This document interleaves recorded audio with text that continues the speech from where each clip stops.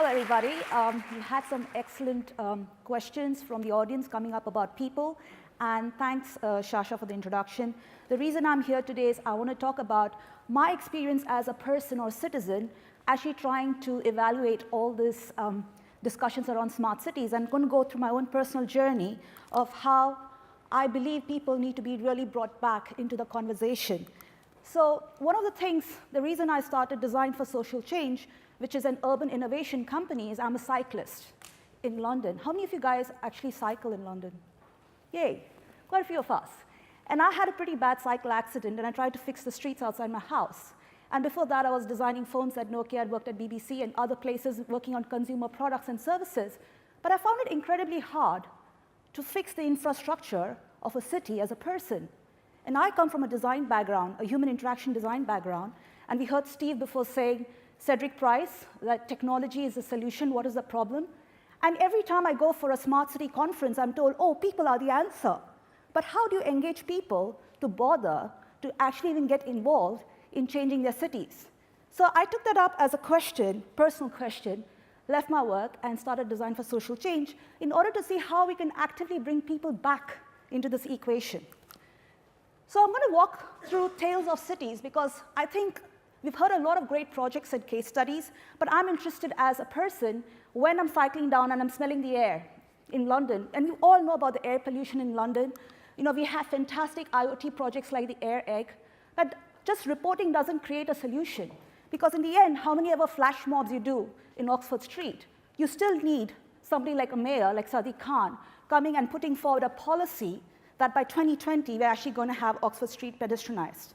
And that takes strong political will. And going back to Sir John Armitt's point earlier, if infrastructure is political, infrastructure is also social, it's economic, and we really need to bring those dimensions back into the conversation because if you think about utility companies who are getting fined these days for various kind of issues, and you have this question of resilience all the time being spoken about. We know about the flood issues in the UK. We know there are fantastic startups like the Oxford Flood Network working actively to put sensors in places. This has also happened in Indonesia, where they use Twitter to kind of create collective intelligence to say where there is flood alarms. But ultimately, if the government acts as a department for climate change, again, you see there's a big issue in walking the talk. So again, as a citizen, when I see these things happening politically, and I see as a startup working on interesting projects, but there is a complete dissonance in the delivery model, I think we really need to understand what is Smarter Britain. We have issues like housing. I live at close to Elephant Castle, so I've seen the whole Haygate estate in my own eyes. And I've been to many kind of neighborhood planning workshops where it is extremely charged. And again, we have companies which are putting IoT products in social housing in order to help the elderly. But then what happens with the data? And this is one of the questions I have with my own colleagues working in the technology sectors. We always sit and talk about how technology can solve a problem, but do we actually understand what people's fears are?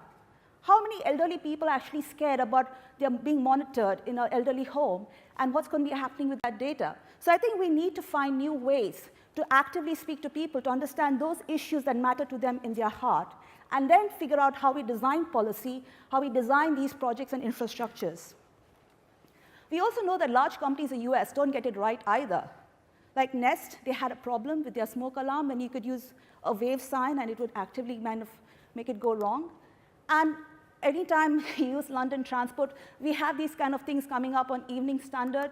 And we also know that, you know, other cities like Rio, when they try to use big solutions from people like IBM, where they have a centralized system. I was in China recently, and Chinese cities all have these kind of centralized systems where they bring top-down data because they have CCTV footage, they have multiple points where they can get that footage, but this thing failed. And you know why it failed? Because when they had the World Cup in Rio, in the favelas, there was all these riots, and somehow the police couldn't get that bottom-up data into the centralized system. So they had to manually deploy people again on the streets in order to control those crowds. So there's a big dissonance between what big data seems, because what big data is missing is little data. Little data is little data coming from people, where people want to actively organize themselves and seek to see how they can improve the city by contributing their data, but with the exact contract that the data is going to be used for a proper purpose and not going to be used forward on for other things. This is the London Underground Management System. There have been some great projects. I'm just going to quickly riff through some of this just to set a context.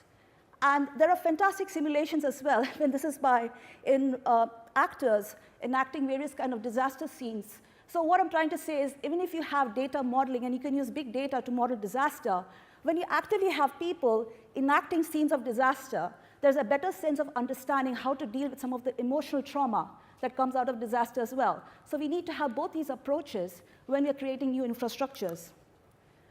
The problem of food, we know that there are enough kind of, there's excess food, but there's a lack of access. We have more food banks than ever. But we also have companies which are creating these kind of, I'm just showing you various kind of IoT technologies that are used for technology's sake.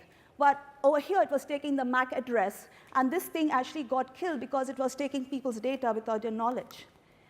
We have interesting projects where food waste is being recycled, like this is from the Bromley Council. But at the same time, the key issue in food banks is how do you actually, if somebody's got all these different tins, how are they actually going to be able to distribute that, and how can they figure out in their neighborhood who's seeking what at what in real time? And if you think about people like Deliveroo, they already have fantastic infrastructure systems. So imagine if you can work with people like Deliveroo to kind of make these kind of connections. There are interesting companies like FarmDrop, which is reusing infrastructure in the tunnels in Clapham. But again, if you look at the price for like 30 grams of rocket, £1.50, who's going to afford that kind of salads?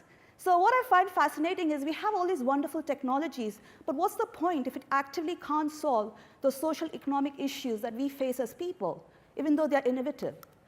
And we can continue with health, and we can, we know about this problem about the age lifespan, depending on how far you go off. We have these kind of scenes shown to us all the time. We have robots taking care of elderly people. And I find this is extremely important. I'm sorry to bring out the Brexit point, but if you look at fuel poverty around the UK, and if you look at how we voted as well recently, this becomes more and more important that we need to find ways to connect people because there's a real divide. And if we don't find ways in which we can improve the user experience of how we roll out smart meters, smart technologies, smart cities, we're going to really find ourselves in a bad way. And that's not what Smarter Britain wants. So if you think about the Gartner technology curve, and you think about where we are currently, we have a long place to go, because we can see that we are right now with all these technologies right at the hype. And it's only augmented reality which is currently taking off. So in our company, we have a whole toolkit of things where we involve people, like the Citizen Canvas, which I'm going to speak very quickly about, but I have very little time, so maybe you want to find me later. But I'm just going to quickly say that Citizen Canvas came about because we looked at something called the business model canvas, and we realized that many smart city projects, people feel really worried about their data. So we wanted people, the citizens, to actively go and see how their data was going to be used in an infrastructure project. So what we did was, we basically go step by step. We involve people from different age groups.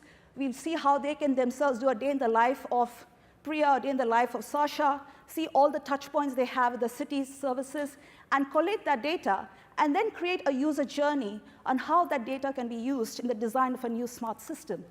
And we've tried it in different places. This is how we go about. We ask people, what is your role in a smart city project? You might be a hacker. You might be a community organizer. And if you want to download it, you can find it on citizencanvas.org. And this is just a story of what we're doing right now in Plymouth, a pilot for Changeify, because Sasha mentioned Changeify. So what we realized is when I was a cyclist, these three circles don't talk to each other. And so I wanted to create a system, which was Changeify. We can aggregate data from multiple sources, can prioritize that, and create feedback loops with people in real time. So we have a service which is both online and offline, where you can take photos of things that you spot and you'd like to see improved or celebrate that.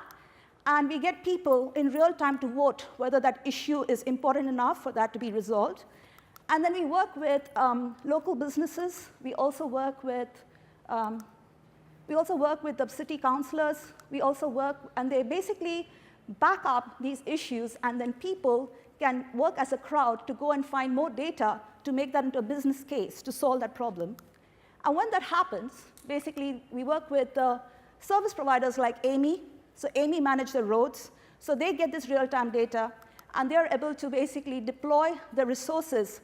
And there is like transparent budgeting. There's transparent time showing how long this particular issue is going to be resolved for. And then when that happens, they can also put in the picture to say when the job's completed. So basically trying to create this conversation. So we're having this pilot right now in Plymouth. If you're interested to find out more about it, come and find me. But I'm going to stop now because we're already running over time, and we can take some questions later. Thank you.